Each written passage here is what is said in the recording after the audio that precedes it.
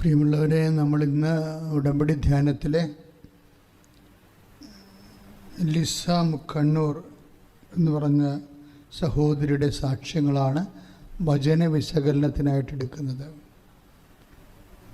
അവരുടെ ഉടമ്പടിയിൽ നമ്മുടെ യൂട്യൂബിൽ അത് സാക്ഷ്യം അപ്ലോഡ് ചെയ്തിട്ടുണ്ട്. അതായത് ലിസ മുക്കണ്ണൂരിൻ്റെ സാക്ഷ്യം ഒരു പുതിയ കാലത്ത് നമ്മൾ അനുഭവിക്കുന്ന പ്രശ്നങ്ങളെ ആ സഹോദരി ഉടമ്പടിയിൽ ഉറച്ചു തന്നത് എങ്ങനെയാണ് ഒരു ഗെറ്റ് ത്രൂ അവർക്ക് ലഭിച്ചതെന്ന് അവരുടെ സാക്ഷ്യത്തിൽ നിന്ന് വ്യക്തമാണ്. ഞാൻ എപ്പോഴും ഉടമ്പടിയിലെ ഓരോ കേസ് ഹിസ്റ്ററി എടുക്കാൻ കാരണം ഉടമ്പടി ചെയ്തു പോയ ആൾക്കാർക്ക് അവരുടെ ഓരോ വിഷയത്തിനെ how to move it, how to confront it, എങ്ങനെയാണ് നിങ്ങൾക്കതിനെ പ്രതിരോധിക്കാൻ കഴിയുക, അതിന് നിങ്ങൾക്ക് പ്രത്യേക ഊർജം നൽകുന്നതാണ് നമ്മുടെ സാക്ഷ്യാനുഭവങ്ങൾ. ലിസ സഹോദര സാക്ഷ്യം അവർ പറയണത്, അവർ സൗദി നേഴ്സാണ്. അവർ റിട്ടേൺ ചെയ്ത് പോരുകയാണ്. തിരിച്ചു പോരുമ്പോൾ ഉണ്ടാകുന്ന ചില അപ്ഹീവൽ, കുറേ കലാമിറ്റി നടക്കുന്നുണ്ട് കാര്യം എംബസിയുമായിട്ട് ബന്ധപ്പെട്ട്. അതിലൊന്നാമത്തെ കാര്യം, അവിടെ അവർ അക്കാമ വർക്ക് പെർമിറ്റ് സറണ്ടർ ചെയ്ത് നേരത്തെ അത്, പക്ഷേ നിയമത്തിൻ്റെ രീതിയിൽ അവർക്ക് റിലീവിങ് ഓർഡർ, തിരിച്ച് നാട്ടിലേക്ക് പോരാനുള്ള ഓർഡർ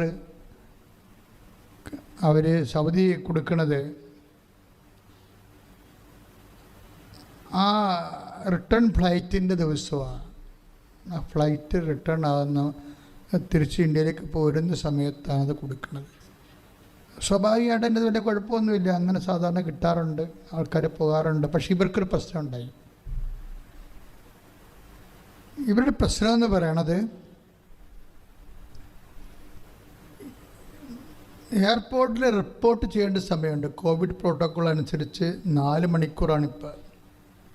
4 മണിക്കൂർ റിപ്പോർട്ട് ചെയ്യണം അവർ. അതൊക്കെ മുമ്പ് റിപ്പോർട്ട് ചെയ്യണം ആൾ എത്തിയിട്ടുണ്ടെന്ന്. അപ്പോൾ അങ്ങനെ ഒരു സിറ്റുവേഷൻ വരുമ്പോഴേ ഇവർ വിസ റിലീവിങ് ഓഫീസിൽ ചെല്ലുമ്പോൾ എന്താ പറയണത്, നിങ്ങൾക്ക് നിങ്ങളുടേത് റിലീവിങ് ഓർഡർ വിത്ത് ഹെൽഡാണ്, പിടിച്ചു വച്ചിരിക്കുകയാണെന്ന്. അതിൻ്റെ കാരണം എന്താ പറഞ്ഞതെന്ന് വെച്ച് കഴിഞ്ഞാൽ, അവിടെ അക്കാമ എക്സ്പയർ ആയിട്ട് കുറേ ദിവസങ്ങളായി. പക്ഷെ അവർ കൊടുക്കുമ്പോൾ എക്സ്പയർ ആയിട്ടില്ലായിരുന്നു. അവർ സറണ്ടർ ചെയ്യുമ്പോൾ അക്കാമ എക്സ്പയർ അല്ല. പക്ഷേ ഈ സൗദിക്കാരെ വെച്ച് ഇവർ നാട്ടിലേക്ക് പോരേണ്ട ദിവസം വരെ വെച്ച് താമസിപ്പിച്ച കാരണം അക്കാമ എക്സ്പയർ ആയിപ്പോയി. അതാണ് അപ്പോൾ ഓരോ ഇഷ്യൂ തന്നെ കണ്ടില്ലേ മക്കളെ. ഇതൊക്കെ നമ്മളെങ്ങനെ ചിന്തിച്ച്, ജീവിതം ഇങ്ങനെയാണ്, നമ്മൾ എത്ര ഷാർപ്പായിട്ട് ചിന്തിച്ച് കാൽക്കുലേറ്റ് ചെയ്താണ് ഓരോ കാര്യങ്ങൾ ചെയ്തെങ്കിലും പെട്ടെന്ന് തീ കയറി പിടിക്കും. നമ്മൾ ഈ ഒരു മിനിമം എപ്പോഴും ഒരു ദൈവത്തിൻ്റെ ലൈനിൽ എപ്പോഴും നിൽക്കുന്നത് എപ്പോഴും നല്ലതാണ്. മിനിമം എന്ന് വെച്ച് കഴിഞ്ഞാൽ ഇപ്പോൾ ആൾക്കാർ ഇഷ്യൂ ബേസ്ഡ് സ്പിരിച്വാലിറ്റിയാണ് ഫോളോ ചെയ്യുന്നത്. എല്ലാവരും അല്ല, കുറേ പേരൊക്കെ. ഒരു ഇഷ്യൂ ഉണ്ടെങ്കിൽ ആ സമയത്ത് നമ്മൾ ദൈവത്തിനോടൊക്കെ നമ്മൾ കമന്നടിച്ച് വീണൊക്കെ പ്രാർത്ഥിക്കും, വേണേൽ പല്ലും കളയും. പക്ഷേ അത് കഴിയുമ്പോൾ പിന്നെ ഇവർ ശാന്തമാകും. ഇത് വലിയ അപകടകരമായൊരവസ്ഥയാണ്. അങ്ങനെ ചെയ്യരുത്. ഒരു മിനിമം, ഇപ്പോൾ നമ്മളെ ബൈക്കൊക്കെ ഓടിക്കുന്ന സമയത്ത് റിസർവ് അതിൽ പെട്രോളുണ്ട്. ആ റിസർവ് നമുക്ക് ഇൻഡിക്കേറ്റർ കാണിക്കുമ്പോൾ ഇനിയിപ്പോൾ എത്രയും അരമണിക്കൂറിൽ അടിക്കേണ്ടി വരുമെന്ന് നമുക്ക് അറിയട്ടെ. ഇതിങ്ങനെ ഒരു ഇൻഡിക്കേറ്റർ ഇല്ലാത്ത കുറേ ജീവിതങ്ങളുണ്ട്. ദൈവകൃപ പോയാൽ ഇവരറിയത്തില്ല. അത് ഭയങ്കരമായ ഒന്ന് പ്രാർത്ഥിച്ചേ മക്കളെ. കർത്താവായ ദൈവമേ, അങ്ങയുമായിട്ടുള്ള ബന്ധം നഷ്ടപ്പെട്ടാൽ പെട്ടെന്ന് എനിക്ക് അറിയാൻ പറ്റുന്ന രീതിയിലേക്ക് ആത്മീയമായി എന്നെ വളർത്തണമേ. ആത്മാവിൽ എന്നെ അഭിഷേകം ചെയ്യണം.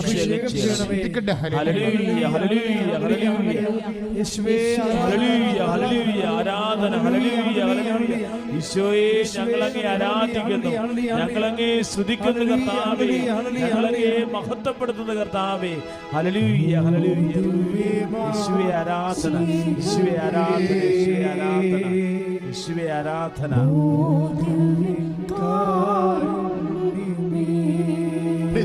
അപ്പോൾ ഇതാണ് അതിൻ്റെ ഒരു പ്രശ്നം. അത് എൻ്റെ മക്കളെല്ലാവരും ശ്രദ്ധിക്കേണ്ടതാണ്. അതായത് എപ്പോഴും റിസീവർ ആയാൽ തന്നെ റിസീവറിങ് ഇൻഡിക്കേറ്റർ ഉണ്ടാകണം നമുക്ക്.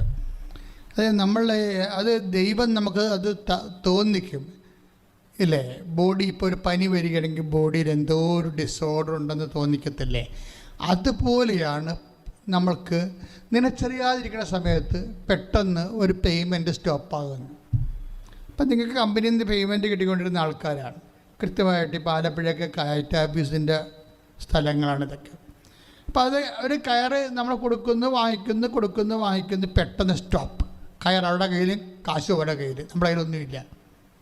അപ്പോൾ ഇങ്ങനെ വരുമ്പോൾ അതെന്താ ഇങ്ങനെ സംഭവിക്കണത്, ഒരു കുഴപ്പമില്ലല്ലോ എന്ന് വിചാരിക്കും. ദാറ്റ് മീൻസ് ഈ വിഷയം ഒരു ഇൻഡിക്കേറ്ററാണ്. ഒരു വിശ്വാസിയെ സംബന്ധിച്ചിടത്തോളം ഇതൊരു ഇൻഡിക്കേറ്ററാണ്. എന്താ കാര്യം? നിനക്കിനി സംഭവിക്കാൻ പോകുന്ന വിഷയങ്ങൾക്ക് നിൻ്റെ പെട്രോൾ തീരാനായിരിക്കുന്നു. കാര്യം നിങ്ങൾക്കറിയാമല്ലോ, കർത്താവ് എന്താ പറഞ്ഞത്? രക്ഷിക്കാനാവാത്ത വിധം എൻ്റെ കരം കുറുക്കിപ്പോയിട്ടില്ല. കർത്താവിൻ്റെ കയ്യിൽ നിന്ന് ഒരിക്കലും അനുഗ്രഹത്തിന്, അതായത് ലോകം മുഴുവനും പട്ടിണി കിടന്നാലും സിംഹക്കുട്ടികൾ 55-ാം സങ്കീർത്തനം എന്താ പറയണത്? സിംഹക്കുട്ടികൾ ഇര കിട്ടാതെ വലഞ്ഞേക്കാം അല്ലേ? 34-ാം സങ്കീർത്തനം. ശ്രദ്ധിക്കട്ടെ. ഹല്ലേലൂയ. യേശുവേ ആരാധന, ആരാധന, ഹല്ലേലൂയ, ഹല്ലേലൂയ, യേശുവേ ആരാധന, യേശുവേ സ്തുതി, ഹല്ലേലൂയ, ഹല്ലേലൂയ, ഹല്ലേലൂയ, യേശുവേ സ്തോത്രം, യേശുവേ ആരാധന, ഹല്ലേലൂയ, ഹല്ലേലൂയ, ഹല്ലേലൂയ, യേശുവേ ആരാധന, യേശുവേ ആരാധന, യേശുവേ ആരാധന, ഹല്ലേലൂയ, ഹല്ലേലൂയ, ഹല്ലേലൂയ, യേശുവേ ആരാധന, ഹല്ലേലൂയ. കാരുണ്യമേ നീ വരൂ ദൈവം, പരിശുദ്ധ പരമ ദിവ്യകാരുണ്യത്തിന് സങ്കീർത്തനം 34 തിരുവചനം 10 ഏറ്റുപറഞ്ഞ് സിംഹക്കുട്ടികൾ ഇരക്കിട്ടാതെ വലഞ്ഞേക്കാം. കർത്താവേ, നിന്നെ അന്വേഷിക്കുന്നവർക്ക് ഒന്നിനും കുറവുണ്ടാവുകയില്ല. അപ്പൊ ഇതാ വിഷയം എന്ന് പറയുന്നത്. നമ്മുടെ ഈ സാക്ഷ്യങ്ങൾ കേൾക്കുമ്പോൾ നമുക്ക് മനസ്സിലാകാം. സാക്ഷ്യങ്ങൾ കേൾക്കുമ്പോഴേ, ഇപ്പം കഴിഞ്ഞ ദിവസങ്ങളിൽ ഒരു ചേച്ചി സാക്ഷ്യം പറഞ്ഞു വെച്ചാൽ അവർക്ക് 4 ലക്ഷം രൂപ കടം, 4 ലക്ഷം രൂപ കടം. അവരുടെ നിർമ്മാണ യൂണിറ്റ് ഓർഡർ ഇല്ലാതെ ബ്ലോക്കായി. അവർക്ക് മാത്രമല്ല, എല്ലാവർക്കും ബ്ലോക്കായി. കോവിഡ് കാലത്ത് എല്ലാം അടച്ചിട്ടിരിക്കുകയല്ലായിരുന്നു. പക്ഷേ ഇവർ ഓൺലൈൻ ഉടമ്പടി എടുത്ത് കഴിഞ്ഞപ്പോൾ ഇവർക്ക് മാത്രം ആ യൂണിറ്റിലേക്ക് തന്നെ ഏതാണ്ട് 10-40 ലക്ഷത്തിൻ്റെ PP കിറ്റിൻ്റെ ഓർഡർ കിട്ടി. ഇത് ഇവരുടെ മാത്രം പ്രശ്നമല്ല. ആ ഇടയ്ക്ക് കുറേ ആൾക്കാർ, അതായത് ഇതെന്ന് വെച്ചാൽ ആർക്കും ഈ ലോകത്ത് വർക്ക് നടക്കുന്നില്ലെങ്കിൽ, അതാണ് സിംഹക്കുട്ടി എന്ന് പറയാമല്ല, സിംഹക്കുട്ടിയാണ്, അല്ലാതെ മുയലിൻ്റെ കുട്ടിയല്ല. സിംഹക്കുട്ടി എന്ന് പറയുമ്പോൾ ഇര ഉണ്ടെങ്കിൽ ആ സാധനം പിടിച്ചിരിക്കും. അത്രയും പ്രാപ്തിയും കഴിവും ഉള്ളതാണ്. പക്ഷെ അതിന് പോലും ചിലപ്പോൾ ഇര കിട്ടത്തില്ല. ഇവിടുത്തെ മഹത്തായ സിനിമാ നടന്മാരൊക്കെ വീട്ടിലിരിക്കല്ലേ, എത്രയോ വർഷമായിട്ടിരിക്കണം, 1.5 കൊല്ലം ഒരു പടവും ഇല്ലാതെ. അവർക്ക് വേറെ ജോലിയൊന്നുമില്ലല്ലേ, ഇതല്ലേ ജോലിയുള്ളൂ. ഇതുപോലെ ഇതേ ജോലിയുള്ളൂ. അപ്പം അങ്ങനെയൊക്കെ ഉള്ള സമയത്ത് പോലും ദൈവം ചില ആൾക്കാരെ ഭയങ്കരമായിട്ട് സന്ധിച്ചു പോകും. അപ്പം നിങ്ങൾ ചോദിക്കും, ഞങ്ങളും ദൈവത്തിൻ്റെ ആൾക്കാരല്ലേ? എല്ലാവരും ദൈവത്തിൻ്റെ ആൾക്കാരാണ്. പക്ഷേ ദൈവത്തിൻ്റെ ആൾക്കാരെന്ന് പറയുമ്പോൾ എപ്പോഴും ശ്രദ്ധിക്കേണ്ടിരിക്കുമ്പോൾ, ഇപ്പോൾ എല്ലാവരും നമ്മൾ മക്കളാണല്ലേ? എല്ലാവരും ദൈവത്തിൻ്റെ മക്കളാണ്. മക്കളാണെങ്കിൽ എന്താ ഗുണം? അത് മക്കളാണെങ്കിൽ അവകാശികളാണ്. പറഞ്ഞേ, അവകാശികളാണ്. പക്ഷേ അവകാശികളാണ്. പക്ഷെ പ്രോബ്ലം എന്ന് വെച്ച് കഴിഞ്ഞാൽ, ദൂതപുത്രൻ്റെ കഥ പറയുമ്പോൾ 2 മക്കളും അവകാശികളാണ് അല്ലേ? അതിൻ്റെ അകത്ത് ഇപ്പം ദൂതപുത്രൻ്റെ കഥയിൽ 15-ാം അധ്യായം 11-ാം വാക്യം തൊട്ടാണ് ദൂതപുത്രൻ്റെ കഥ തുടങ്ങണത്. 2 മക്കളുണ്ട്. മക്കളാണെങ്കിൽ അവകാശികളാണ്. പക്ഷെ ഇവിടെ എന്താ പ്രശ്നം? 2 മക്കളുണ്ട്, 2 പേരും അവകാശികളാണ്. പക്ഷെ എന്താ ഒരു പ്രോബ്ലം എന്ന് വെച്ച് കഴിഞ്ഞാൽ, ഈ 15-13 ഒരു മകനുണ്ട്. ഈ 15-13 മകൻ എന്ത് ചെയ്യും? അവൻ ഇളയ മകനാണ്. അവനെന്ത് ചെയ്യും? അവകാശം മേടിച്ചിട്ട് അവൻ എന്ത് ചെയ്യും? വിദൂര ദേശത്തേക്ക് പോയെന്നാണ് പറയണത്, ഇല്ലേ? പിന്നെ നമുക്ക് എന്താ അവന് സംഭവിച്ചത് നമുക്കറിയാം. പക്ഷെ മക്കളാണ്, അവകാശമുണ്ട്, അതിന് അവകാശം കിട്ടിയതുമാണ്. പക്ഷെ അവൻ അപ്പൻ്റെ കൂടെ നിന്നില്ല. ഇതിൻ്റെ പ്രോബ്ലം അതാണ്. അതായത് നമ്മൾക്ക് അവകാശം കിട്ടണം കിട്ടാത്തതല്ല, നമ്മൾ എപ്പോൾ ആരുടെ കൂടെ നിൽക്കുന്നു എന്നുള്ളതാണ് പ്രശ്നം. അത് ഭയങ്കര സീരിയസ് ആണ്. അവകാശം നിലനിൽക്കണതും അവകാശം നിലനിൽക്കണത് അവകാശം അനുഭവിക്കാൻ യോഗ്യതയുള്ളതും രണ്ട് വിഷയങ്ങളാണ്. ഞാൻ പറഞ്ഞ് മനസ്സിലാക്കി തരാതെ അത് ഇപ്പോൾ 2 മക്കൾ, ഇവർ 2 പേരും അവകാശികളാണ്. ഇളയ മകനും മൂത്ത മകനും അവകാശിയാണ്. ഇപ്പം ഇളയവൻ പറഞ്ഞ് എൻ്റെ ഓഹരി ഇങ്ങോട്ട് തരാൻ പറഞ്ഞിട്ട് അപ്പന് യാതൊരു കംപ്ലൈൻറ്റും ഇല്ലാതെ ഓഹരി അവന് കൊടുത്തു. അപ്പോൾ 15-13 വിശുദ്ധ ലൂക്കാ സുവിശേഷം 15-13 എന്താ പറയണത്? അവന് കിട്ടിയപ്പോൾ തന്നെ, ഓഹരി കിട്ടിയപ്പോൾ തന്നെ അവൻ അപ്പനിൽ നിന്ന് പതുക്കെ അകന്നു പോയി. ഈ അനുഗ്രഹം കിട്ടുമ്പോൾ അകന്നു പോകുന്ന ആൾക്കാർ ഒത്തിരി പേരുണ്ട്. അത് ഭയങ്കര രസമാണ്. അനുഗ്രഹം കിട്ടുമ്പോൾ ഇപ്പോൾ ഒരു കാനഡയിലൊക്കെ പോണില്ല ആൾക്കാർ, അവരെ വിളിച്ച് ചോദിച്ചാൽ നിങ്ങൾക്ക് ഇന്ന് നിങ്ങൾ ജപമാല ചൊല്ലിയോ? വീട്ടിലടുത്ത സമയത്ത് ജപമാല ചൊല്ലിയ ആൾക്കാരാണ്. അവരെ വിളിച്ച് ചോദിച്ചത് നീ ഞായറാഴ്ചയാണല്ല നീ പള്ളിയിൽ പോയോ? അമ്മ ചോദിക്കുവോ? അമ്മയും ചോദിക്കത്തില്ല. അമ്മ എന്താ ചോദിക്കേണ്ടത്? എടാ ശമ്പളമായാ? എൻ്റെ പെങ്ങളെ വന്നിട്ടും പോയി, അവളുടെ സ്വർണ്ണമൊക്കെ പണയം വെച്ചല്ല നീ പോയിരിക്കണത്, അതെടുത്ത് കൊടുക്കണ്ടേ? അപ്പോഴും ദൈവത്തെക്കുറിച്ച് അമ്മയും ചോദിക്കത്തില്ല. അതാണ് പ്രശ്നം. ഇപ്പം നമ്മൾ കൃപാസനത്തിൽ നോക്കുമ്പോൾ ഒത്തിരിയേറെ അമ്മമാരുടെ കണ്ണുനീരിന് പരിഹാരം കണ്ടിട്ടുള്ള സ്ഥലമാണ്. പക്ഷേ ഈ അമ്മമാരെന്ന് പറഞ്ഞാൽ ആരാണ്? ഈ അമ്മയും കാനഡയിലേക്ക് ഇംഗ്ലണ്ടിലേക്ക് വിളിച്ചു ചോദിക്കണത് എന്താണ്? കാശയക്കണില്ലേ എന്നാണ് ചോദിക്കുന്നത്. അപ്പോഴും നിങ്ങളുടെ ആധ്യാത്മിക കാര്യങ്ങൾക്ക് ചില അമ്മമാർക്ക്, എല്ലാ അമ്മമാരെയും നമുക്ക് കാടടച്ചൊന്നും പിടിവെക്കാൻ പറ്റത്തില്ല. ചിലരൊക്കെ നല്ലവണ്ണമൊക്കെ ശ്രദ്ധിക്കുന്ന ആൾക്കാരാണ്. അതുകൊണ്ട് തന്നെ അപ്പോൾ ചില സമയത്ത് നമുക്ക് ഓഹരി കിട്ടിക്കഴിയുമ്പോൾ, ഭൗതിക ഓഹരി ആയാലും, നമ്മൾ ഉടനെ വിദൂരദേശത്തേക്ക് പോകും, ദൈവത്തിൽ നിന്ന് അകന്നു പോകും. അതാ ധൂർത്തപ്പത്തിൻ്റെ കഥയെന്ന് പറയണത്. എന്ന് വെച്ചാൽ കിട്ടിക്കഴിയുമ്പോൾ അകന്നു പോകും.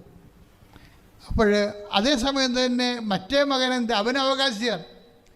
അവന് അവകാശിയാണെങ്കിലും അവന് അവകാശത്തിൻ്റെതായിട്ടുള്ള അത്യാവശ്യം കഞ്ഞിവെച്ച് പോകും. എന്നല്ല, എക്സ്ട്രാ പരിപാടികളൊന്നും അവന് കിട്ടണില്ല. അത് നമ്മൾ ശ്രദ്ധിക്കേണ്ട കാര്യം. മൂത്ത മകനും അവകാശിയാണ്. അവന് നല്ല ഉടുപ്പുണ്ട്, ഡ്രസ്സുണ്ട്, യാത്ര ചെയ്യാൻ കുതിരയുണ്ട്, അവന് ആവശ്യമായ കാര്യങ്ങളൊക്കെ ഉണ്ട്. അവനൊരു പ്രാവശ്യം ഒരു അനാവശ്യം ചോദിച്ചായിരുന്നു. അവൻ്റെ കൂട്ടുകാരുമായിട്ടൊന്ന് ഈ DJ പാർട്ടി നടത്താൻ വേണ്ടി ഒരാടിനെ ചോദിച്ചായിരുന്നു. അപ്പൻ നമ്മൾ ഞാൻ ആട്ടി ഓടിച്ചാണ്. അതാണ് സംഭവം. ഇവൻ പക്ഷെ അത് ഇളയ മകനാണ് ചോദിച്ചെങ്കിൽ അപ്പൻ കൊടുത്തേനെ, അല്ലെങ്കിൽ അവൻ തന്തക്ക് വിളിക്കും. അതാണ് പ്രശ്നം. വേറെ കുഴപ്പമൊന്നുമില്ലേ. ഇളയ മകനാണ് അപ്പനോട് ആടിനെ ചോദിച്ചെങ്കിൽ നീ അഴിച്ചുകൊണ്ട് പോടാന്ന് പറയും. എന്താണെന്ന് വെറുതെ അവൻ്റെ വയലിൽ കിടക്കേണ്ട കാര്യമില്ലല്ലോ. ഇതാണ് വിഷയം. അപ്പം അതുകൊണ്ട് മൂത്ത മകനോട് ബെയർ മിനിമം അത്യാവശ്യം വേണ്ട കാര്യമൊക്കെ കൊടുത്ത്, വീട്, ജോലി, വിവാഹം, എക്സ്ട്രാ ആയിട്ടൊന്നും കൊടുക്കത്തില്ല. എക്സ്ട്രാ ആയിട്ട് അവൻ ചോദിച്ചാൽ അത് കിട്ടത്തുമില്ല. അപ്പം ഈ എക്സ്ട്രാ ആയിട്ട് ചോദിച്ചാൽ കിട്ടിയില്ലെങ്കിലും ഇവന് വലിയ പരിഭവമൊന്നും ഇല്ലാത്ത ആളാണ്. പക്ഷേ ഇപ്പം പരിഭവത്തിന് ഒരു പ്രശ്നം വന്നു വെച്ച് കഴിഞ്ഞാൽ, ഈ മുടിഞ്ഞ് തേച്ച് കഴുകാൻ പോയ അവകാശി പന്നിക്കൂട്ടത്തിൽ നിന്ന് തിരിച്ച് വന്ന്, അപ്പോഴാണ് പ്രശ്നം. പന്നിക്കൂട്ടത്തിൽ നിന്ന് വന്നെങ്കിലും കുഴപ്പമില്ല, പന്നിക്കൂട്ടത്തിൽ നിന്ന് പട്ടിക്കൂട്ടിൽ നിന്ന് എവിടെയെങ്കിലും വരട്ടെ. പക്ഷേ അതല്ല പ്രശ്നം. ഇപ്പം വന്നു കഴിയുമ്പോൾ അപ്പം കാണിക്കുന്ന കാട്ടായം കണ്ടപ്പോൾ അവൻ്റെ നിന്തളം മറന്നുപോയി. അപ്പം അവന് എക്സ്ട്രാ ഡ്രസ്സ് കൊടുത്തു. അവന് ഭയങ്കര വീട്ടിൽ തന്നെ ഭയങ്കര ഫങ്ഷനൊക്കെ നടത്തി. അപ്പം ഇവിടെ അങ്ങനെ ഫങ്ഷനൊന്നും ഇല്ലാത്തൊരു വീടാണ്. കാര്യം ഇളയ മകൻ പോയതിന് ശേഷം ഈ വീട്ടിൽ വലിയ ഫങ്ഷനൊന്നുമില്ല. കാര്യം ഫങ്ഷൻ്റെ ഒക്കെ പാർട്ടി പുള്ളിയാണ്. ഈ മൊത്തം വലിയ ഫങ്ഷൻക്കാരനല്ല, പിന്നെ കൂട്ടുകാരോടൊക്കെ ചുറ്റികളിലേക്ക് ഉണ്ടെന്നേ ഉള്ളൂ, വേറെ പ്രശ്നമൊന്നുമില്ല. പക്ഷേ വീട് പൊതുവെ ഒരു സൈലൻ്റായിപ്പോയി. പക്ഷേ ഇവൻ തിരിച്ചു വരുമ്പോൾ ഇതുകൂടി ഇവൻ്റെ അവകാശബോധം, മൂത്തവൻ്റെ അവകാശബോധം ഒരു വിലപേശലിലേക്ക് പോകും. അതാണ് എപ്പോഴും ദൈവമായിട്ട് നമ്മളൊരു വിലപേശൽ. അത് എപ്പോഴും ശ്രദ്ധിക്കേണ്ട ഒരു കാര്യമാണ്. കിട്ടിയവനും ചിലപ്പോൾ കിട്ടാത്തവനും ദൈവമായിട്ട് നമ്മൾ നടത്തുന്ന ഒരു മിനിമം കമ്മ്യൂണിക്കേഷൻ, അതായത് ഒരു വഴി കഴിഞ്ഞാൽ, ഒരു സിറ്റുവേഷൻ കഴിഞ്ഞാൽ ദൈവമായിട്ട് നമ്മുടെ വിലപേശന് പോകും. അതിന് വിലപേശന് എന്താണ്? അപ്പോഴവൻ വീട്ടിൽ കയറാൻ അവൻ തന്നെ സ്ട്രൈക്കായി, സമരമായി, അവൻ നിരാഹാരമൊക്കെ നടത്തുകയല്ലേ വീട്ടിൽ നമ്മൾ, അതുപോലെ അവനും ഒരു സമരത്തിലായി. അപ്പോഴവന് മനസ്സിലാവും, അവനിനി അപ്പൻ നോക്കിയപ്പോൾ അപ്പൻ ഈ പാർട്ടിയുടെ ബഹളത്തിൻ്റെ ഇടയ്ക്ക് ജനലിനെ കൂടി നോക്കുമ്പോൾ ഇവനെ കാണുന്നുണ്ട്. അപ്പം അപ്പനോടത്ത് എന്തെങ്കിലും കയറാത്തത് ഇനി ഇവനെ കൂടി പോവാന്നും പറഞ്ഞ് ഇവനെപ്പോലെ പോകാന്ന് വെച്ചാൽ അപ്പൻ ചാടി പുറത്ത് വീണു. അപ്പം അവനങ്ങനെ ഭയങ്കരമായിട്ട് ചുവന്ന് തൊണ്ടൊക്കെ ഇടറി ഇവൻ കുറേ ഡയലോഗ് പറയും. അതിൻ്റെ ആ ഡയലോഗിൽ ഒരു ഡയലോഗ് എന്ന് പറയണത്, അപ്പൻ എന്ത് പണിയാണ് കാണിച്ചത്, അപ്പൻ്റെ കൂടെയല്ലേ ഞാൻ ഈ കാര്യങ്ങളെല്ലാം നിന്നത്, എന്നിട്ട് ഒരു കുഞ്ഞാടിനെ പോലും എനിക്ക് തന്നില്ലല്ലോ. അതാണ് പുള്ളിയുടെ ബാർഗെയിൻ്റെ പ്രശ്നം. അതാണ് പുള്ളി അപ്പനുമായിട്ട് ബാർഗെയിൻ ചെയ്യുമ്പോൾ. അപ്പം നമ്മളെ ബാർഗെയിൻ ചെയ്യുന്നില്ല ദൈവമായിട്ട്. ഇപ്പം ഞാൻ പറഞ്ഞു, ഞാൻ കാറ്റഗിസത്തിന് പോകുന്നുണ്ട്, കാറ്റഗിസം പഠിപ്പിക്കുന്നുണ്ട്, ഞാൻ ഞായറാഴ്ചയാണെങ്കിൽ ശരി ട്യൂഷനൊക്കെ ഒന്നും പള്ളിയിൽ പോകാതെ ഞാൻ ട്യൂഷന് പോലും പോകത്തില്ല. ഇങ്ങനെയൊക്കെ നമ്മൾ ദൈവത്തിൻ്റെ കൂടെ ഇങ്ങനെ ഒപ്പിച്ച് നിൽക്കുകയാണ്. പക്ഷെ നമ്മൾ പരിചയം തോറ്റുപോയി. അപ്പോഴാണ് നമുക്ക് അവകാശബോധം വരണത്. നമ്മൾ ഈ ട്യൂഷൻ പോയി കുർബാന കട്ട് ചെയ്ത് ട്യൂഷന് പോയ പാർട്ടി റാങ്കൊക്കെ മേടിച്ചിരിപ്പുണ്ട്. നമ്മൾ കുർബാനക്ക് പോയിട്ട് ട്യൂഷന് പോകാതെ കുർബാനക്ക് പോയ ആൾക്കാർക്ക് റാങ്കില്ല. അപ്പോൾ വരുമ്പോൾ നമുക്ക് ദൈവത്തോട് ഒരു ഫൈറ്റ് ചെയ്യാനുള്ള ഒരു ടെൻഡൻസി ഉണ്ടാകും. ചില മണ്ടികൾ അല്ലെങ്കിൽ മണ്ടന്മാർ ഫൈറ്റ് ചെയ്യും. പക്ഷേ നമുക്കറിയാമല്ലോ, ഒന്ന് ഉറങ്ങിയാൽ നിലം വിളക്കത്തില്ലല്ലോ. എത്ര ഉറക്കം കഴിഞ്ഞാൽ ജീവിതം നിൻ്റെ ദൈവപൈതലെ, നിൻ്റെ ഏതെങ്കിലും ഒരു വിഷയത്തിൽ ദൈവം നിന്നെ പ്രകോപിപ്പിക്കാൻ നോക്കിയാൽ ബുദ്ധിയും ബോധമുള്ള ഒരു വിശ്വാസി, ഒരു ഇൻ്റലിജൻ്റ് ആയിട്ടുള്ള മനുഷ്യനായിരിക്കണം എപ്പോഴും, ഇഡിയറ്റ് ആയിരിക്കരുത്. എന്നുവെച്ചാൽ ദൈവം നമ്മളെ പ്രകോപിപ്പിക്കുമ്പോൾ നമ്മൾ വിലപേശാൻ പോകരുത്. അമ്മ എനിക്കിഷ്ടപ്പെട്ട് ഞാൻ അമ്മയെ ഫോളോ ചെയ്യുന്ന ആളാണ്. അമ്മ ഒരിക്കലും ബാർഗെയിൻ ചെയ്യത്തില്ല, മിണ്ടാണ്ടിരിക്കേ ഉള്ളൂ. എന്തെല്ലാം ഇഷ്യൂ ഉണ്ടായാലും അമ്മ മിണ്ടാണ്ടിരിക്കും. ഈശോ തന്നെ അമ്മയുടെ നില മറന്നുകൊണ്ട് അമ്മയോട് സംസാരിച്ചു. അമ്മയുടെ കഷ്ടപ്പാടൊന്നും നോക്കാതെ എത്രമാത്രം പരവശം പിടിച്ച് തലകുത്തി മറിഞ്ഞ് വെള്ളം കുടിച്ചാൽ കുടിക്കാതെയൊക്കെയാണ് തിരിച്ച് ഈശോയെ കാണാതെ പോയി ഈശോനെ കാണാൻ വേണ്ടി ജയിച്ചത്. അപ്പോൾ ഈശോ പറഞ്ഞ ഡയലോഗ് ഒന്നും കറക്റ്റ് ഡയലോഗ് അല്ല അത്. ശരിക്കും പറഞ്ഞാൽ അത് ഈശോയുടെ സ്ഥാനത്ത് അത് കറക്റ്റാണ്. പക്ഷേ പാവപ്പെട്ട മനുഷ്യൻ ഇങ്ങനെ അണ്ണാക്കം തള്ളി നടന്ന് കിതച്ചവിടെ എത്തണ ഒരു സ്ത്രീയോട് പറയാൻ പാടില്ല. അത് ഞാൻ എൻ്റെ പിതാവിൻ്റെ കാര്യത്തിൽ വ്യാപൃതനായിരിക്കേണ്ടവനല്ലെന്ന് പറഞ്ഞാൽ അത് തിയോളജിക്കൽ എററൊന്നും അതിൻ്റെ അകത്തില്ല. ദൈവശാസ്ത്രപരമായിട്ട് ഒരു എററുമില്ല. പക്ഷേ തകർന്ന് തരിപ്പണമായിട്ട് ഇല്ലാത്ത കാശ് ഉണ്ടാക്കി ആവശ്യപിതാവ് ഒരാൾ പണിയെടുത്തിട്ടാണ് കാശ് ഉണ്ടാകുന്നത്. അതുകൊണ്ട് കഞ്ഞിവെപ്പ് കഴിഞ്ഞിട്ട് ബാക്കി വസ്ത്രവും കഴിഞ്ഞിട്ട് വീടിൻ്റെ മെയിൻ്റനൻസും കഴിഞ്ഞിട്ട് ബാക്കി ഇത്തിരി ഇട്ടുകൂട്ടുണ്ടാക്കിയിട്ടാണ് കൂശ് പൊട്ടിച്ചാണ് ഈ പരിപാടിക്ക് പോയിരിക്കുന്നത്. അതിനിടയ്ക്കാണ് ഈശോ അവിടെ തങ്ങണത്.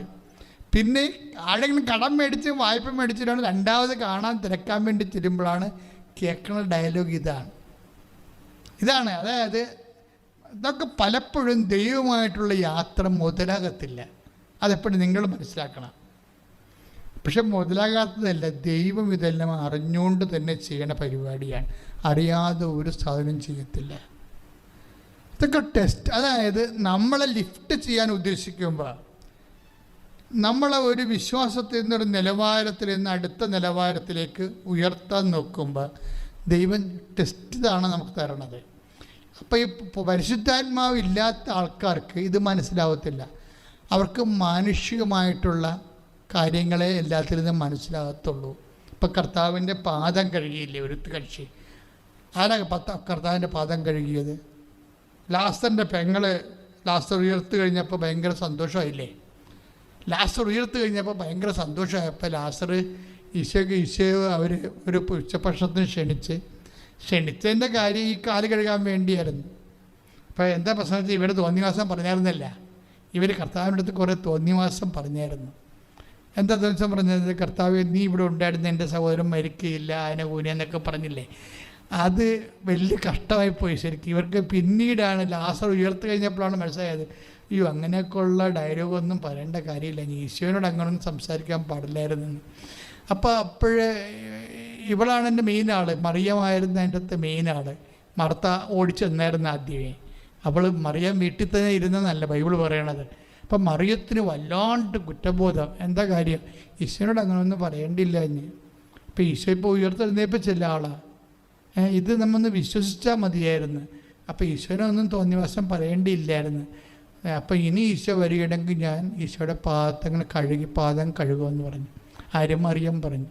അപ്പോൾ അവൾ അതിനു വേണ്ടി കരുതിയാണ് ഈശോ വന്നപ്പോഴത്തെ അത് അവളുടെ അനുതാപമാണ് അവിടെ. പക്ഷെ അതാണ് സംഭവം. എന്തെങ്കിലും ഒരു ഭാഗം നമ്മൾ ദൈവത്തിനോടുള്ള ഡീലിങ്സിൽ നമ്മുടെ ഒരു പരിഭവോ ഒരു പരാതിയായിരുന്നു പറഞ്ഞത്. കർത്താവ് നീ ഇവിടെ ഉണ്ടായിരുന്ന എൻ്റെ സഹോദരൻ മരിക്കില്ലായിരുന്നു, അതൊരു പരാതിയായിട്ടാണ് പറഞ്ഞത്. പക്ഷേ പരാതി കഴിഞ്ഞപ്പോൾ ഈശോ അതൊന്നും ശ്രദ്ധിച്ചില്ല. പരാതിയാണ് നീ പറയണത്, നീ എന്തിനാ പരാതി പറയണത്? ഇങ്ങനെയാണ് ഞാൻ നിന്നെ പഠിപ്പിച്ചത്. നീ അന്ന് പാദാന്തികത്തിലിരുന്ന് കുറേ വചനം കേട്ട് മാർത്ത ചമ്മന്തി അരക്കാല്ല, ഞാൻ അവളെല്ലാം എന്നെ വഴക്കിട്ടത്, നിന്നെ വഴക്കിട്ടില്ലല്ലോ. ഈ വചനം കേട്ടിട്ട് നിനക്കെന്ത് പ്രയോജനം? അവക്കല്ലേ ഇപ്പോൾ പ്രയോജനം ഉണ്ടായത്, അവളല്ലേ ഓടി ആദ്യം വന്നത്. അങ്ങനെ ഒന്നും ഈശോക്ക് പറയാമായിരുന്നു, പക്ഷേ ഈശോ പറഞ്ഞില്ല. പക്ഷേ ഇവർക്കത് ശരിക്കും കൊണ്ട് അവർ പറഞ്ഞു, ഇനി ഈശോ വരുമ്പോൾ ഞാൻ പാദം കഴുകുമെന്ന് പറഞ്ഞു. പാദം കഴുകിക്കൊണ്ടിരിക്കണവള്. അപ്പോഴുണ്ടൊരു മനുഷ്യൻ എന്താ പറയണത്, എല്ലാം മാനുഷ്യമായി കാണുന്ന ഒരു ആൾക്കാരുണ്ടായി മനുഷ്യൻ്റെ കൂട്ടത്തിൽ അല്ലേ. അപ്പം യൂദാസ് എന്താ പറഞ്ഞത്? 12:5 വിശുദ്ധ യോഹന്നാൻ്റെ സുവിശേഷം 12:5 എന്താ പറയണത്? ഈ പൈസ എന്തിനാ വേസ്റ്റാക്കിയത്? ഇത് 200-300 ദിനാറയ്ക്കുള്ള സുഗന്ധമില്ലേ, ഇത് വേസ്റ്റല്ലേ? ഇത് പുറത്ത് കൊടുത്താൽ ഇപ്പോൾ നമ്മൾ ആൾക്കാരൊക്കെ പറയത്തില്ലേ, പള്ളിയൊക്കെ വെക്കാൻ പറയുമ്പോൾ ഈ പള്ളി വെക്കണ സമയത്ത് വല്ല പെണ്ണുങ്ങളെ കെട്ടിക്കാൻ പറയാൻ ഞാൻ. അപ്പം ഞാൻ ചോദിച്ചു, നീ വല്ല പെണ്ണുങ്ങളെ കെട്ടിച്ചിട്ടുണ്ടോ? വല്ല 5 പൈസ കൊടുത്തിട്ടുണ്ടോ? കല്യാണ കവർ കൊടുത്തു വിട്ട് അതിൽ നിന്ന് പൈസ അടിച്ചു മാറ്റുന്ന പാർട്ടിയാണ് നമ്മൾ. എല്ലാ വീട്ടിൽ കല്യാണത്തിൽ പറഞ്ഞു കഴിഞ്ഞാൽ അതിൻ്റെ അടുത്ത് എത്ര 5 പൈസ കുറക്കാമെന്ന് ഞാൻ ഇവനിരിക്കണത്. കല്യാണത്തിനൊക്കെ വീട്ടിൽ പൈസ കൊടുത്തു വിടത്തില്ലേ? 50 പറയും, നിൻ്റെ അടുത്ത് കാശ് തരത്തില്ല, അവിടെ എത്തത്തില്ലെന്ന് പറയും. ആ പാർട്ടിയാണ് ഈ പറയണത് പള്ളി വെക്കണ സമയത്ത് പെൺകൊച്ചുങ്ങളെ കെട്ടിക്കാൻ പറ്റുന്നത്. അതുപോലെ അതിനെക്കുറിച്ച് വിമർശിക്കും. പക്ഷേ എപ്പോഴും എല്ലാ കാര്യങ്ങൾക്കും ഒരു മാനുഷിക ചിന്തയുണ്ട്, ഒരു ദൈവിക ചിന്തയുണ്ട്. ദൈവകൃപയുള്ളവന് മാത്രമേ ദൈവിക ചിന്ത വരത്തുള്ളൂ. യൂദാസ് പറഞ്ഞത് ഒരു മാനുഷികമായ ചിന്തയാണ്. അങ്ങനെ പറഞ്ഞത് തെറ്റില്ല. കർത്താവ് പറഞ്ഞു, നീ അത് അവളെ വിഷമിപ്പിക്കേണ്ട കാര്യമില്ല. ഭൂമിയിൽ എവിടെയെങ്കിലും സുവിശേഷം പ്രസംഗിക്കുകയാണെങ്കിൽ ഇവിടെ ചെയ്ത കാര്യം ആദ്യം പറയുമെന്ന് പറഞ്ഞു. അതാണ് എൻ്റെ സെറ്റിൽമെൻ്റ്. ആ മറുപടി അതാണ് കറക്റ്റ്. ഞാൻ നിങ്ങളോട് പറയാൻ ഉദ്ദേശിക്കുന്നത്, അതായത് നമ്മളുടെ ജീവിതത്തിൽ എന്ത് ഒക്കെ സംഭവിച്ചാലും, ഇപ്പോൾ അമ്മയോട് ഈശോ ഇങ്ങനെ സംസാരിക്കണം, ബാർഗെയിൻ ചെയ്യുക അല്ലെങ്കിൽ പിറുപിറുക്കുക ദൈവവുമായിട്ട്. ദൈവം അങ്ങോട്ട് ഞാൻ ഇത്രയൊക്കെ നന്നായിട്ട് ജീവിച്ചിട്ടും ദൈവം എന്നോട് ഇങ്ങനെ ചെയ്തില്ലേ, അത് ഞാൻ എപ്പോഴും എൻ്റെ പ്രസംഗത്തിലുള്ള മെയിൻ പോയിൻ്റാണ്. അതെങ്ങനെയാണ് കറങ്ങിത്തിരിഞ്ഞ് വരുന്നതിൻ്റെ കാരണം വെച്ച് കഴിഞ്ഞാൽ ഇത് ഭയങ്കര പ്രസരണ നഷ്ടം ഉണ്ടാക്കുന്നുണ്ട്. പ്രസരണ നഷ്ടം എന്നാണ് ഇനി പറയണത്. കാര്യം നമ്മൾ പ്രസരണ നഷ്ടം എന്ന് കൊണ്ട് തന്നെ ഒരു ഇലക്ട്രിസിറ്റി കമ്പി പോകുന്നു. അപ്പം അതിന് ഒരു മരത്തിൻ്റെ ശാഖ മുട്ടിക്കിടക്കണമെങ്കിൽ ഉടനെ ആ ശാഖയിലേക്ക് കുറേ കറണ്ട് പോകും.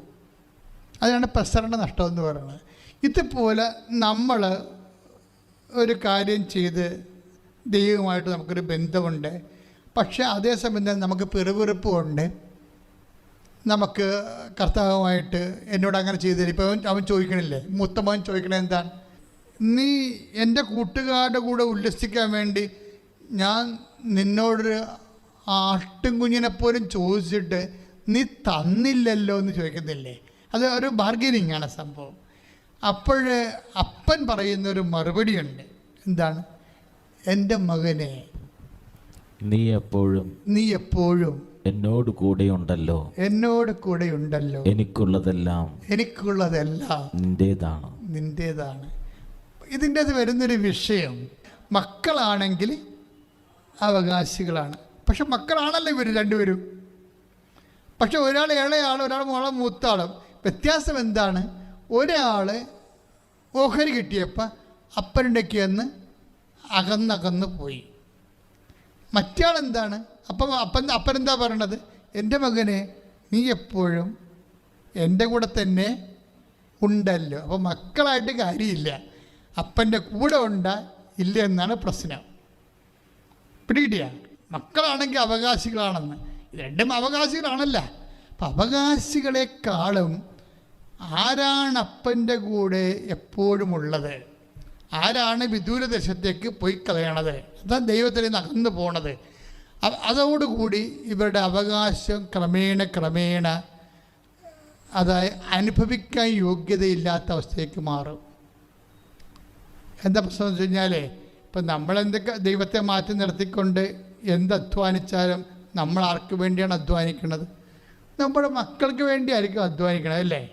അവരെന്തെങ്കിലും പൊട്ടങ്ങൾ കളിച്ചാൽ, ഇപ്പം എനിക്കൊരു ആസ്ട്രേലിയയിൽ നിന്ന് പണ്ട് ഒരു അപ്പനും അമ്മയും വരുമായിരുന്നു. ആസ്ട്രേലിയയിൽ നിന്ന് അപ്പനും അമ്മയുടെ പ്രശ്നം വെച്ചാൽ മകന് എപ്പോഴും 1 കോടി രൂപ കൊടുത്തുകൊണ്ടിരിക്കണം.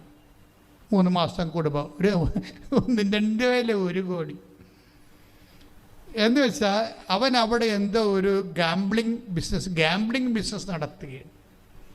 അപ്പോഴേ അവന് ഒരു സംശയം, എന്താണ്?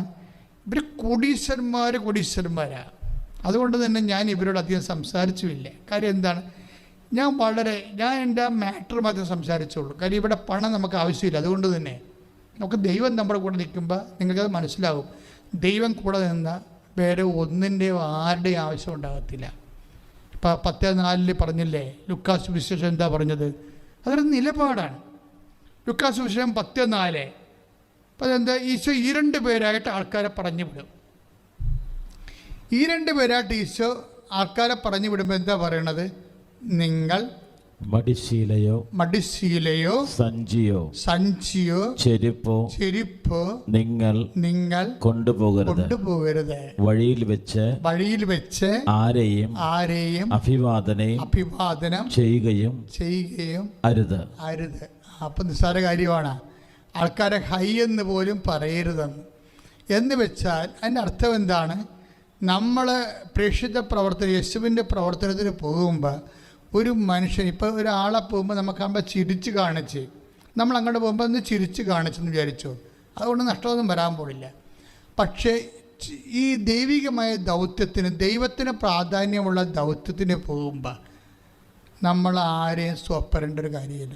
നിങ്ങൾ അഭിവാദനം ചെയ്യരുതെന്ന് പറഞ്ഞാൽ എൻ്റെ അർത്ഥം എന്താണെന്ന് അറിയാമോ? സ്വപ്പെടരുതെന്ന് എൻ്റെ അർത്ഥം. എന്ന് വെച്ചാൽ ഇവനെ നമ്മൾ അഭിവാദനം ചെയ്തില്ലെങ്കിൽ അവൻ നമുക്കിട്ടൊരു പണി തന്നാൽ എന്തിരിക്കും? അതുകൊണ്ട് പേടി അതിൻ്റെ ബേസ്മെൻ്റ് എന്താണ്? പേടിയാണ്. നിങ്ങൾ ആൾക്കാരുമായിട്ട് ഡീല് ചെയ്യുമ്പോൾ നിങ്ങൾ ദൈവത്തെക്കാൾ ആരെ പേടിക്കണം? അങ്ങനെ വചനമില്ലേ 12? കാരണം 12:5 ലൂക്കാസ് വിശേഷമാണ്. 12:5 ആരെ ഭയപ്പെടണമെന്ന് ഞാൻ മുന്നറിയിപ്പ് തരാം. കൊന്നതിന് ശേഷം നിങ്ങളെ നരകത്തിലേക്ക് തള്ളിക്കളയാൻ അധികാരമുള്ളവനെ ഭയപ്പെടുവിൻ. പ്രശ്നം വെച്ച് കഴിഞ്ഞാൽ നമ്മൾ ഈ ആധ്യാത്മികത എന്ന് പറഞ്ഞ ഒരു നിലപാടാണ്. കണ്ട അണ്ടകോടനെ വായി നോക്കണ എല്ലാത്തിനും നാട്ടുകാരെയൊക്കെ എല്ലാത്തിനും നമ്മൾ ചിരിച്ച് കാണിക്കണം, ഭയപ്പെടുന്ന നമ്മൾ അഭിവാദനം ചെയ്യുന്നതിൻ്റെ പിന്നിൽ നമുക്കൊണ്ടൊരു പണി കിട്ടല്ലേ, പാര വെക്കല്ലേ കേട്ടാ, എങ്ങനെയും ജീവിച്ച് പോട്ടെ, പിഴച്ച് പോട്ടെ എന്ന് നമ്മൾ അവനോട് പട്ടാങ്ങി പറയുകയാണ്. അതാണ് പ്രശ്നം. ഞാൻ എങ്ങനെയെങ്കിലും പിഴച്ച് പോട്ടെ എന്ന് പറഞ്ഞാൽ അവനോട് പട്ടാക്കി പറയുകയാണ്. അപ്പം നമ്മുടെ വിശ്വാസത്തിൽ പ്രസരണ നഷ്ടം ഉണ്ടാവും. അതാണ് പ്രശ്നം. ഇവിടെയാണ് കട്ടൻ്റെ അതായത് വിശ്വാസം എന്നുണ്ട് കട്ടൻ്റെ നിലപാടാണ്. നമ്മൾ പ്രസരണ നഷ്ടം ഉണ്ടായാൽ ദൈവത്തെക്കാളുപരി നമ്മൾ മനുഷ്യനെ നമ്മൾ ഭയപ്പെടുന്നുണ്ട്. അതാണ് 12. അപ്പോൾ അത് ഈ വിശ്വാസം എന്ന് പറയുന്നത് എന്തുകൊണ്ടാണ് ദൈവത്തിൽ നിന്ന് അകന്നു പോകുന്നത്? ഇപ്പം ഇളയ മകൻ ദൈവത്തിൽ നിന്ന് അകന്നു പോയി, മൂത്ത മകൻ ദൈവത്തിൽ നിന്ന് അകന്നു പോയില്ല. അപ്പം എങ്ങനെയാണ് അകന്നു പോകണമെന്നാണ് ഇപ്പോൾ പറഞ്ഞുകൊണ്ടിരിക്കുന്നത്. എങ്ങനെയാണ് ദൈവത്തെക്കാൾ പ്രാധാന്യം വ്യക്തികൾക്കോ വസ്തുവിനോ ബന്ധങ്ങൾക്കോ ഇപ്പം നിങ്ങൾ ഒരു കമ്പനിയായ ലൈന വല്ലതുമാണ്. അപ്പോൾ അവൻ പറഞ്ഞ് എടി എനിക്ക് സംസാരിക്കണം, നീ ഇന്ന് പള്ളിയിൽ പോകണ്ടെന്ന് പറഞ്ഞാൽ പോകത്തില്ല. അവളെ തീർന്ന സംഭവം. അതായത് അവൻ്റെ കസ്റ്റഡിയിലായിപ്പോയി. കാര്യം അവനാ റിമോട്ടിൽ ഇവളെ നയിച്ചുകൊണ്ടിരിക്കുന്നത്. ഇതാണ് പ്രശ്നം. ഈ ആധ്യാത്മികതയെ എങ്ങനെ ഡാമേജ് ആക്കുന്നു എന്നുള്ളത് റിലേഷനിൽ നമ്മൾ കൈവരിക്കുന്ന നിലപാടിൻ്റെ ഭാഗമാണത്. ഒരു നിലപാടാണ്. ഇപ്പോൾ ആശീർവാദത്തിൻ്റെ വിഷയം തന്നെ 5:47 മത്തായി ശ്ലീഹയുടെ സുവിശേഷത്തിൽ എന്താ ഈശോ പറയണത്? നിങ്ങളെ സ്നേഹിക്കുന്നവരെ മാത്രമേ അഭിവാദനം ചെയ്യുന്നുള്ളൂ എങ്കിൽ എന്ത് മേന്മയാ വിശേഷ വിദ്യയായി നിങ്ങൾ എന്താണ് ചെയ്യണത്? മനസ്സിലായില്ല? അപ്പം നേരത്തെ എന്താ പറഞ്ഞത്? നിങ്ങൾ ആരെയും അഭിവാദനം ചെയ്യരുത് എന്ന് വെച്ചതിൻ്റെ അർത്ഥം എന്താണ്? നിങ്ങൾ ദൈവത്തെക്കാൾ ഉപരി ആരെയും സോപ്പിടരുതെൻ്റെ അർത്ഥം. അത് വിശ്വാസം എന്നുകൊണ്ട് ഭയങ്കര രസമാണ്, പ്രസരണ നഷ്ടം ഉണ്ടാകും. പക്ഷേ ദൈവത്തിൻ്റെ പ്രഖ്യാപിത നിലപാട് എന്താണ്? 5:47 പറയണത്. മത്തായിയുടെ സുവിശേഷം 5:47 എന്താ പറയണത്? നിങ്ങൾ സ്നേഹിക്കുന്നവരെ മാത്രമേ നിങ്ങൾ അഭിവാദനം ചെയ്യുന്നുള്ളൂ എങ്കിൽ വിശേഷ വിധിയായി നിങ്ങൾ എന്താണ്? ഒന്ന് ഏറ്റു പറഞ്ഞ്, നിങ്ങളെ സ്നേഹിക്കുന്നവരെ മാത്രം നിങ്ങൾ അഭിവാദനം ചെയ്യുന്നുള്ളൂ എങ്കിൽ വിശേഷ വിധിയായി നിങ്ങൾ എന്താണ് ചെയ്യണത്? ദൈവവേദനെ നമ്മുടെ ക്വസ്റ്റ്യൻ എന്താണ്? അവകാശം, മക്കളുടെ അവകാശം. രണ്ടുപേരും അവകാശികളാണ്. ഒരാൾ അവകാശം കൊണ്ട് അപ്പനിൽ നിന്ന് അകന്നുപോയി, മറ്റേ ആൾ അവകാശത്തോടു കൂടി അപ്പൻ്റെ കൂടെ ജീവിച്ചു. എങ്ങനെ അപ്പനിൽ നിന്ന് അകന്നു പോകുന്നു, എങ്ങനെ അപ്പൻ്റെ കൂടെ ജീവിക്കുന്നു എന്നാണ് ഇപ്പോൾ അച്ഛനിലൂടെ ഈശോ പറയണത്. നേരത്തെ പറഞ്ഞത് എന്താണ്? അഭിവാദനം പോലെയുള്ള മറ്റവരെ പേടിച്ചിട്ട് സ്വപ്പിടാൻ വേണ്ടി മനുഷ്യനെ ദൈവത്തിൻ്റെ സ്ഥാനത്തേക്ക് കൊണ്ടുവന്നിട്ടുണ്ട്. ആത്മീയ അവരുടെ ഭൗതിക അടിമകളായി മാറരുത്. അങ്ങനെ വന്നാൽ അപ്പനിൽ നിന്ന് അകന്നു പോകും. ഇതാണ് എൻ്റെ സത്യം. പക്ഷേ ബേസിക്കായിട്ട് ദൈവം എന്താ പറയണത്? 5:47 മത്തായി സുവിശേഷം എന്താ പറയണത്? നിങ്ങളെ സ്നേഹിക്കുന്നവരെ മാത്രം നിങ്ങൾ അഭിവാദനം ചെയ്താൽ വിശേഷവിധിയായി നിങ്ങൾ എന്താണ് ചെയ്യുന്നത്? അപ്പം എൻ്റെ അർത്ഥം അഭിവാദനം ചെയ്യണമെന്ന് ദൈവം ആഗ്രഹിക്കുന്നുണ്ട്. പക്ഷേ ദൈവത്തിൻ്റെ സ്പിരിറ്റിലായിരിക്കണം. ദൈവം ഉദ്ദേശിക്കുന്നത് എന്താണ്? അഭിവാദനം മാത്രം പോരാ. എന്താണ്? സ്നേഹിക്കുന്നവരെ മാത്രമല്ല അഭിവാദനം ചെയ്യേണ്ടത്, പിന്നെന്ത് ചെയ്യണം? ശത്രുക്കളെ അഭിവാദനം ചെയ്യണം. അതെന്തിൻ്റെ പേരിലാണ്? ദൈവസ്നേഹത്തിൻ്റെ പേരിലാണത്. അല്ലാതെ അവരെ ഭയപ്പെട്ടിട്ടല്ല. ചില ഗുണ്ടകളൊക്കെ ചില നാട്ടിലൊക്കെ ഉണ്ടാകുമല്ല.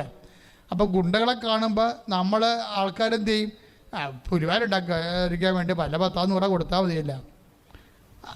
അങ്ങനെ കൊടുത്ത് സ്വപ്പിട്ട് അഡ്ജസ്റ്റ്മെൻറ്റ് ചെയ്യും ആൾക്കാരോട്. അതായത് നമ്മുടെ ഇപ്പം വെള്ളം അടിക്കുന്ന പാർട്ടിയില്ലേ, അവർക്ക് നമ്മുടെ വീട്ടിൽ വരുമ്പോൾ ചോദിക്കുമ്പോൾ തന്നെ മാന്യം മര്യാദക്ക് വന്ന് സ്നേഹത്തോടെ ചോദിച്ചു കഴിഞ്ഞാൽ ഉണ്ടെങ്കിൽ നമ്മൾ കൊടുക്കത്തില്ല. പക്ഷെ അവൻ വന്ന് 2 പേർ ഉറുമ്പ് നമ്മുടെ 200 രൂപ 500 രൂപ കൊടുക്കും.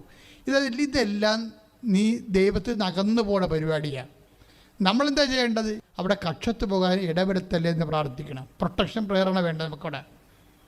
വയ്യ വേദികളൊക്കെ നമ്മളെ പ്രൊട്ടക്ഷനാണ് വേണ്ട. കർത്താവേ, ആടത്തും കൊണ്ട് എൻ്റെ തല വെച്ച് കൊടുക്കാനുള്ള അനുവാദം ഉണ്ടാക്കല്ലേ, ഇഷ്യൂ ഉണ്ടാക്കല്ലേ, എന്നെ പ്രൊട്ടക്റ്റ് ചെയ്യണമേ എന്ന് പ്രാർത്ഥിക്കണം.